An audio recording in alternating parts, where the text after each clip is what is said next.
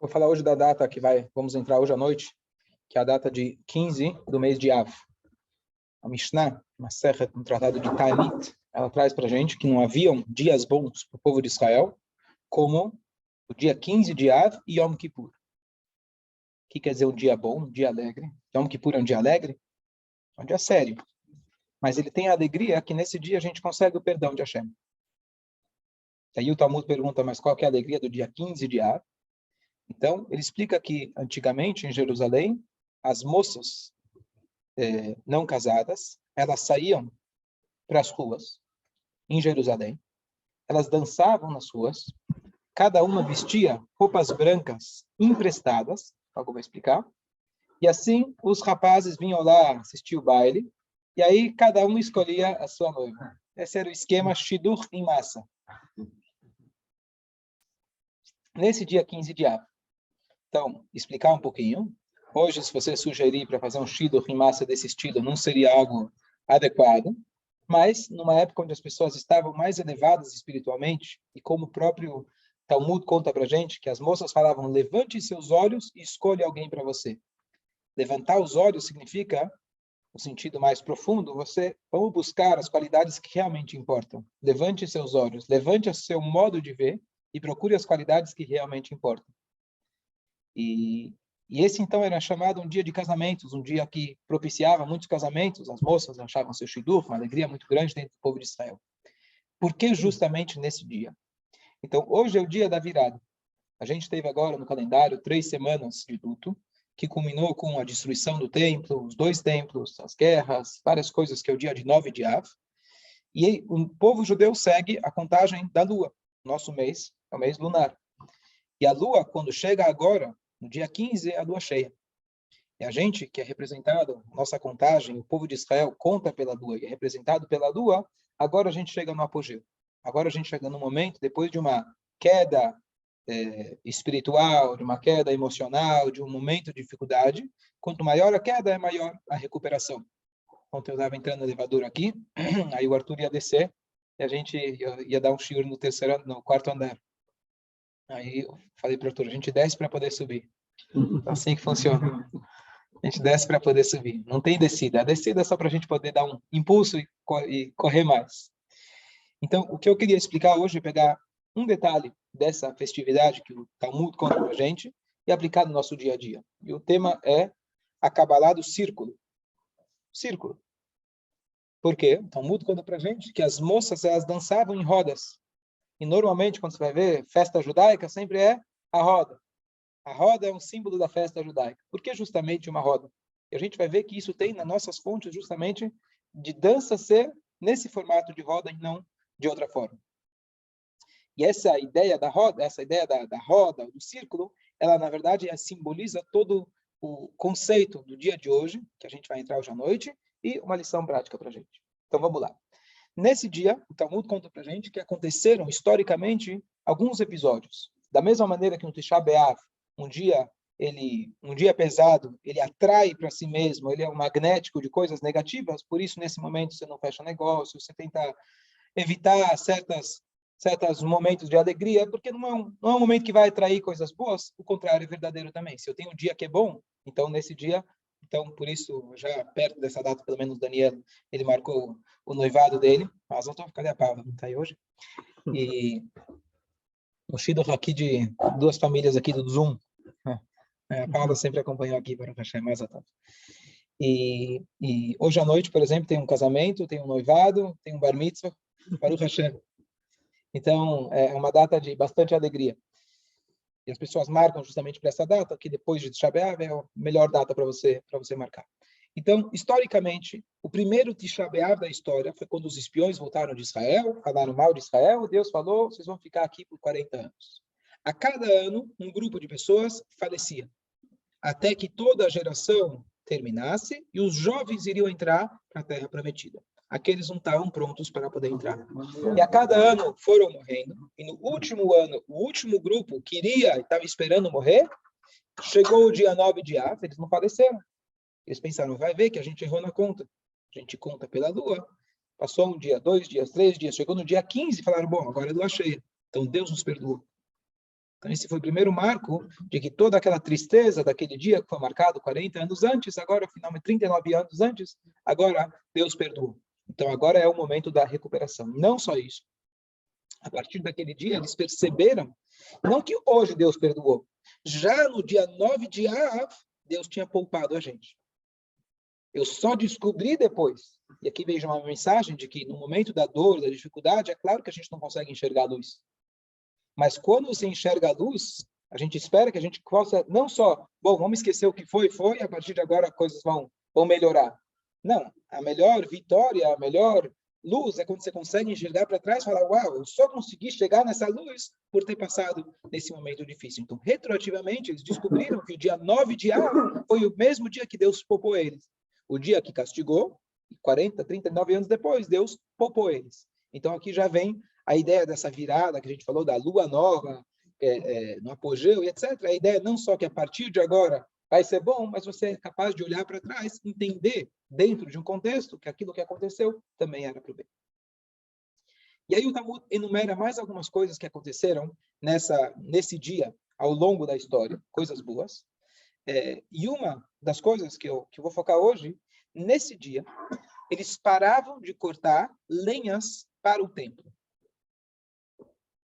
Em Jerusalém, você tinha o templo, o serviço principal era fazer sacrifícios. Para queimar os sacrifícios, você precisava de lenha. As lenhas tinham que ser impecáveis, limpas, sem nenhum verme.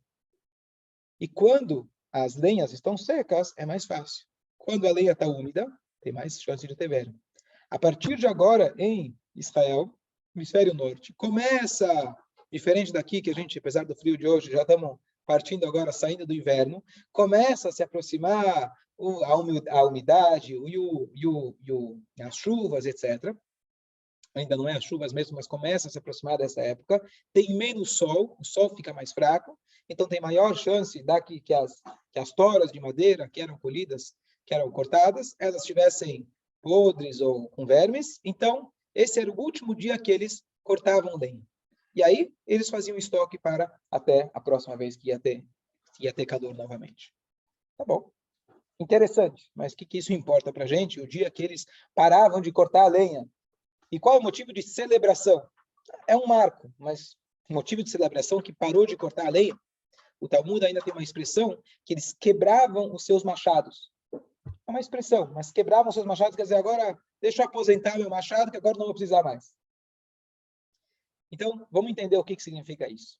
Então, vamos voltar para a história, que é a primeira passagem que o Talmud traz para a gente, que as moças saíam e dançavam nas ruas. E como elas dançavam? Em círculo. Então, qual a ideia do círculo? O círculo representa a união. Por alguns motivos. Geometricamente falando. Um círculo não tem começo e não tem fim. Não tem hierarquia. Diferente de um quadrado, onde você tem os ângulos, diferente de uma linha reta, onde você tem o primeiro e o último, a fila, no círculo não tem começo e não tem fim. Isso lembra um pouco a ideia da Halá Agulá, a Halá redonda que a gente come no Rosh Hashanah, que é o início do ano, a cabeça, o ciclo, etc. Então, a ideia é de que não tem hierarquia. Todos somos iguais. Mais uma coisa curiosa, num círculo, a distância entre qualquer ponto do círculo e o centro é a mesma. São equidistantes de qualquer parte do círculo. Ou seja, não tem a ideia que existem diferenças num espectro maior, digamos assim. Claro que existem diferenças, a individualidade, etc. Mas a ideia dessa festa é a lua cheia, que também, por acaso, a gente enxerga como um círculo. E a ideia desse dia é a ideia da união. O que trouxe a destruição do segundo templo foi a desunião. O que trouxe a destruição, a primeira foi a falta de fé em Deus. E as pessoas, cada um, achava que estava por si. Quando você está unido, você consegue muito mais guerrear. E eles, então, perderam a fé em Deus, de alguma maneira se sentiram separados. Então, qual que é a ideia do dia de hoje à noite, que a gente vai começar? A ideia é a gente conseguir recuperar os pontos que a gente tem em comum. Quais foram os outros episódios que aconteceram nesse dia? Então, primeiro, união de casamento, simbolizada pelo círculo, está fácil de entender. O povo percebeu que foi perdoado por Deus, novamente se reuniram, fecharam aquele círculo com Deus. Outra história que aconteceu, depois da destruição do segundo templo, pelos romanos, no ano 68 da Era Comum, algumas décadas depois, teve uma revolução judaica, e eles tentaram acabar com os romanos que estavam ocupando Jerusalém. Eles fizeram uma revolução liderada pelo Bar Kokhba, era um grande guerreiro. Eles ganharam, e eles conseguiram, foi a última vez, até 1948, estamos falando aqui no início mais ou menos ano 90, talvez, da Era Comum, 70 da Era Comum, não lembro exatamente. 68 foi destruído o templo, então um pouco depois, ano 100 da Era Comum, eles conseguiram recapturar Jerusalém. Isso, Jerusalém foi só em 67 que a gente conseguiu de volta. E o que acontece é que os romanos, eles então mandaram maiores batalhões e fizeram massacre em Israel. Aqueles poucos que tinham sobrevivido à destruição, conseguiram recapturar Jerusalém, foram massacrados. E naquele massacre, teve um grande massacre também na cidade de Beitar, em Israel. E eles literalmente massacraram o nosso povo, mataram, e sequer deixaram que eles fossem enterrados.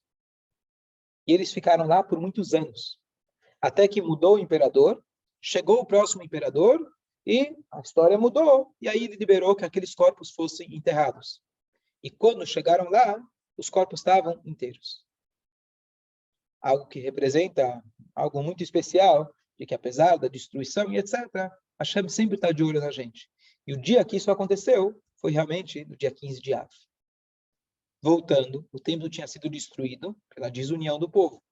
Se teve alguma melhora, pelo menos o início de uma melhora em relação a isso, pelo menos um curativo desde a destruição, foi esse momento onde eles puderam pelo menos dar um kever Israel, um enterro judaico digno, e esses corpos estavam intactos. Então, mostra para a gente mais uma vez essa ideia que de alguma maneira o povo mereceu, para que pudesse novamente eles voltassem e serem enterrados no cemitério judaico. Então, teve alguma melhora em relação à união do povo. Caso contrário, Hashem não teria deixado que isso acontecesse. Lá era como se fosse algo sangrando, está sangrando. Não só que o Beit HaMikdash foi destruído, a gente tem aqui uma cidade inteira que não foi enterrada. Então isso sangrou no coração do povo, de alguma maneira causou com que eles dessem um passo em relação à proximidade uns dos outros. Outro episódio que aconteceu, que também mostra para a gente a união, havia uma tribo, uma das tribos de Israel, era a tribo de Binyamin. Uma pessoa, certa vez, ele foi até a cidade onde moravam Binyamin, a cidade chamava Givá, e nessa cidade ele foi hospedado. E aqui acontece uma coisa muito parecida com a história de Sodoma e Gomorra, que eles eram as piores pessoas da história. E basicamente eles pegam uma moça nessa cidade. Primeiro que não querem, eles primeiro querem bater na porta, saber quem é a pessoa que está lá, quem é o visitante. Não pode aceitar visitante nessa cidade. Estamos falando aqui de judeus. E eles então, o dono da casa deu para eles a sua filha. Eles abusaram da filha a noite inteira e mataram ela. Isso aconteceu com os judeus. Esse homem, que era o visitante, ele ficou tão inconformado que ele fez uma coisa completamente fora do comum, também muito esquisita, mas o que ele fez, ele cortou ela em 12 pedaços. Ele mandou um pedaço para cada tribo. Dizendo a mensagem, aqui a prova do crime, olha o que está acontecendo com essa tribo. O povo de Israel não tinha câmera para ir lá filmar o desastre. Então, esse foi o jeito que ele fez. Está certo ou errado, não importa, mas foi o jeito que ele fez. Então, as tribos se juntaram e falaram, vamos fazer uma guerra contra a tribo de Binyamin. Alguém que permite um crime desses, que participa de um crime desses, se tem criminosos, eles primeiro deram a chance, falaram, entrega para a gente os criminosos. Eles se recusaram. Na hora que eles se recusaram, se tornaram coniventes. Eles saíram e quase que aniquilaram toda a tribo de Binyamin. Sobraram, acho que 300 ou 500 homens. E aí, anos depois que provavelmente já tinham aprendido a lição, essa tribo só sobraram homens. Eles mataram, inclusive, mulheres e crianças. Existe uma regra que quando as pessoas são coniventes e eles não entregaram os criminosos, eles todos foram condenados. Todos. Uma coisa bem trágica. E no dia 15 de Av, anos mais tarde, eles falaram, bom, essa tribo, a gente não quer que suma uma das tribos do povo de Israel, então eles vão poder agora se casar com mulheres de outras tribos, que até então não tinha casamento entre tribos diferentes. E a gente vê aqui a ideia, novamente, da união. Se abriu mão dessas divisões, que era importante uma questão territorial, porque se alguém casasse, uma mulher casasse com alguém de outra tribo, de repente agora ela ia morar em outro lugar. E as tribos iam se misturar e ia ter uma questão de territorial mais complicada. Mas naquele dia isso foi abolido, no dia 15 de Av. A ideia novamente da união. Curiosamente, as 10 tribos foram perdidas, a gente sabe que teve 10 tribos que foram exiladas, não temos mais. Todos nós, judeus, hoje, somos descendentes de uma das 3 tribos, ou a tribo de Levi, ou a tribo de Yehudá, que é a tribo do rei David, ou a tribo de Binyamin, que é essa que quase foi eliminada. Então, hoje somos descendentes de três tribos. Levi é aqueles que são o Cohen, o Levi. Binyamin e Yehudá são as outras duas. Só. Então, graças a Deus que isso aconteceu. Estamos aqui, grande parte do nosso povo está aqui graças a esse dia 15 de Av. Então, aqui a gente vê toda a ideia da união que aconteceu no dia 15 de Av. Tem mais episódios que aconteceu, vamos se limitar a esses. E agora vamos chegar na ideia das madeiras. Fala. Judeus que são descendentes direto da dinastia judaica é dessas 3 tribos. Só. Originalmente éramos em 13 tribos. A gente fala em 12, mas eram 13. Eram 13 tribos porque a tribo de Levi não era contada. Fala. As outras, mais ou menos 500 anos, uns 200 anos antes da Era Comum, tinha um rei da Assíria que ele queria dominar o mundo, como muitos ao longo da história, e o que ele fez, para mostrar a soberania dele, ele não destruiu todos os povos, mas ele misturou todos os povos. Ele fez que, de repente, agora colocou chineses aqui, americanos aqui, israelenses, de repente não se entende. Quem aqui manda? Não é a tua língua em comum, quem manda sou eu. Agora quem manda sou eu. Então, ele misturou vários povos, e a partir de então, essas 10 tribos foram exiladas, e se perderam, se desconectaram do povo de Israel. Então, não temos mais registro nenhum deles. Como é que você sabe que... Então, na verdade, ninguém hoje tem certeza absoluta de qual tribo a gente pertence. Existem famílias que têm tradições. Então, por exemplo, o pai do meu pai, apesar de não ser uma pessoa ortodoxa, mas ele sempre sabia que ele era Cohen, porque o pai dele falou que era Cohen. Se você for olhar lá no cemitério do avô, etc., tem lá a mãozinha. Não é prova absoluta, não é prova absoluta, mas também não é um problema.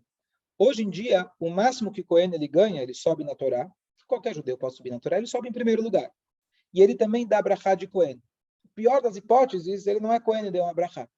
Antigamente, o Cohen ele tinha o privilégio de comer um alimento sagrado, que isso era só para um Cohen. E quem não fosse Cohen e comesse, tinha pena de morte. Então, como isso hoje não acontece, então isso não é algo tão grave se aconteceu errado. Agora, o Cohen, ele tem certos cuidados que ele tem que ter. Ele não pode ir no cemitério, por exemplo. Então, na pior das hipóteses, se você não era Cohen e não foi no cemitério, também não perdeu nada. O trabalho, dentro do templo sagrado, tinha lá um Supremo Tribunal, Suprema Corte, com bosta de 71 juízes. A função principal deles, dia e noite, entre aspas, o que eles faziam? Eu digo entre aspas porque a noite não funcionava, era só de dia, era tentar ver a linhagem, descobrir a linhagem de cada um. Levantar o pedigree de cada um para saber se ele de fato era Cohen ou não, porque senão era grave. Quando você está trabalhando no templo e você não é Cohen, você não pode nem entrar aqui. Então, esses eram os trabalhos principais dele. Então, a gente não tem essa informação precisa, mas na pior das hipóteses, também não muda tanto. Então, ou você tem a tradição de Cohen, ou Levi, e tem pessoas que têm a tradição de ser descendentes de Davi. E aí essa descendência também, se você não sabe, então você provavelmente é o de Eudá ou Binyamin. A gente realmente não tem certeza até Mashiach chegar. E quando alguém, por exemplo, se converte, ele faz parte do povo de Israel. Ele não vai ser Levi, nem Cohen, mas ele vai ser da tribo de Israel, do povo de Israel. Certo? Então, tem mais um episódio, vou contar rapidamente. Depois do reinado de Salomão, Shlomo, que foi aquele que construiu o primeiro templo, teve uma cisão no povo de Israel em 2 reinados. O rei Salomão cobrava impostos muito altos. E quando ele morreu, o povo chegou e falou para o filho dele, que chamava Rehavam, falou, olha, agora você vai assumir, você é jovem, toma cuidado aí, por favor, dá uma facilitada. E ele respondeu, um jovem inexperiente, ele falou, meu pai era fichinha perto de mim, vocês vão ter que me aguentar, vocês vão ver o que é. E aí, naquela hora, correu o primeiro impeachment.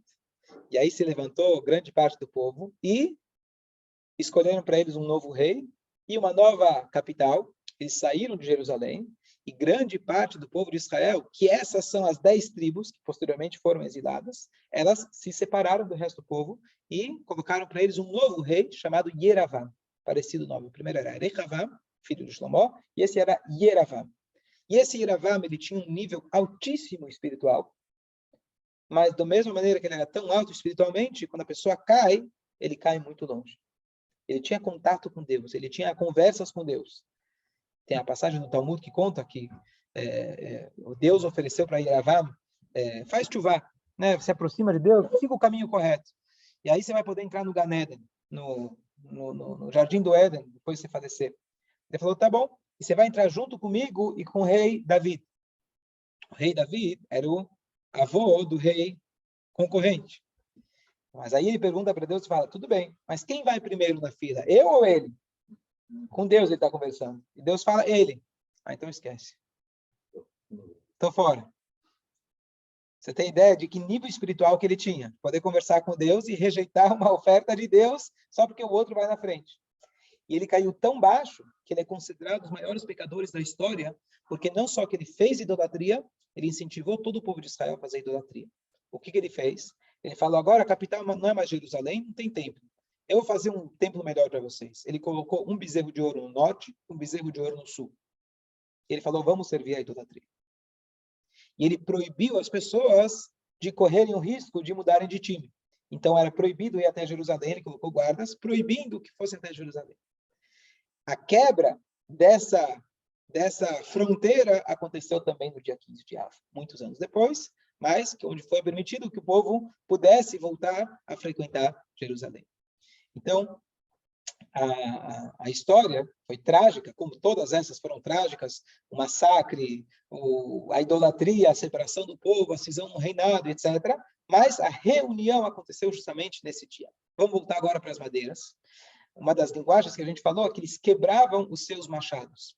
Tem uma profecia de Yeshayahu que diz o seguinte, duas profecias, dois profetas diferentes. Um fala o seguinte, quando Mashiach chegar, futuramente, futuramente Deus vai fazer uma roda para os justos, para os tzadikim. E cada um que vai estar lá vai ver que Deus está entre eles e vai apontar vai apontar para a presença divina e falar, esse é o Deus que a gente estava tanto esperando que finalmente ele veio e nos salvou. Essa é a passagem, uma profecia. E a outra profecia diz que as pessoas vão quebrar as suas armas e transformar elas em arados. E uma das coisas que vão quebrar é esses machados. O machado também pode ser usado, né, para destruir uma vida. Então, a ideia de quebrar os machados, que antigamente acontecia, que provavelmente não era literal que eles quebravam os machados, porque senão no ano que vem você não ia ter para poder usar para lenha.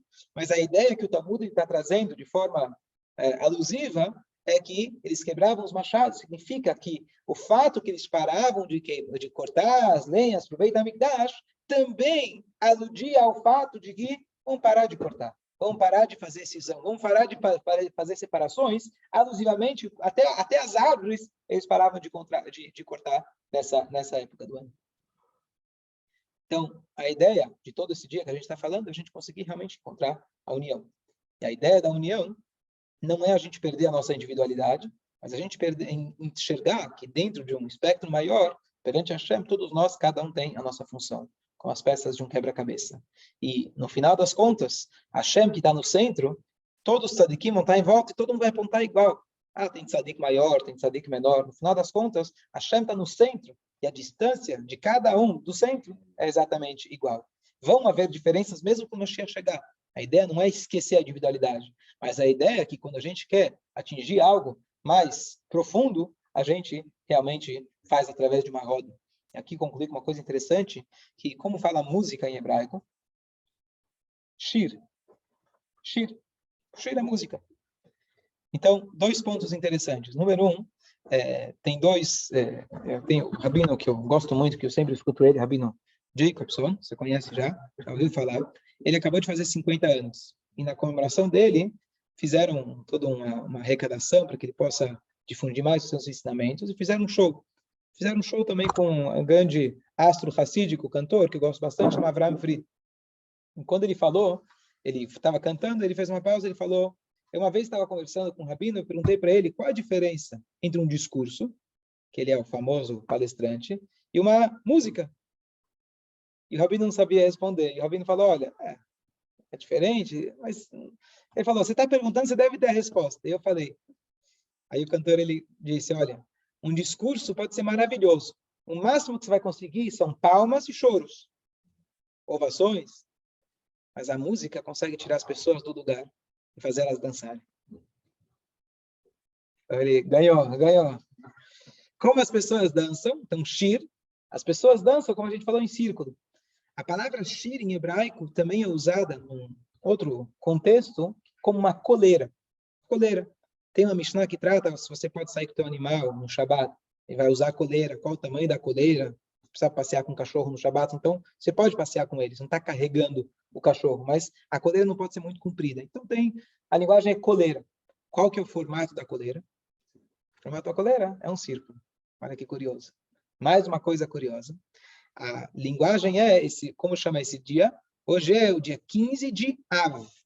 Av é composto, o nome do mês é composto de duas letras, Aleph, Beit. Aleph, Beit é o alfabeto. Então, o dia 15 do alfabeto. Dia 15 do alfabeto, a gente pode fazer uma alusão que a letra 15 do alfabeto é a letra Samer, que é uma bolinha. Você vê no judaísmo como tudo se encaixa. Como eu falei, a Kabbalah do círculo. Dia 15 do Av, o 15 do Aleph Beit, é o círculo.